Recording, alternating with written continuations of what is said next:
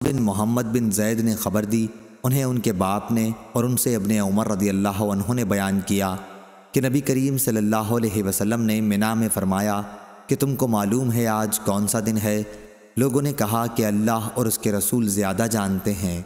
حضرت صلی اللہ علیہ وسلم نے فرمایا کہ یہ حرمت کا دن ہے، اور یہ بھی تم کو معلوم ہے کہ یہ کون سا شہر ہے؟ لوگوں نے کہا اللہ اور اس کے رسول زیادہ جانتے ہیں۔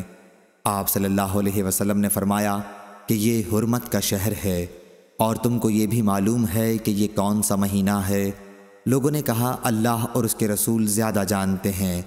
حضرت صلی اللہ علیہ وسلم نے فرمایا کہ اللہ تعالیٰ نے تمہارے خون، تمہارا مال اور عزت ایک دوسرے پر ناحق اس طرح حرام کر دی ہیں جیسے اس دن کی حرمت اس مہینے اور اس شہر میں ہے۔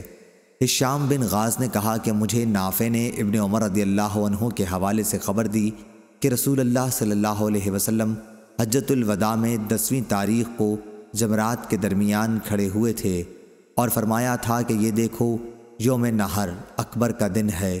پھر نبی کریم صلی اللہ علیہ وسلم یہ فرمانے لگے کہ اے اللہ گواہ رہنا۔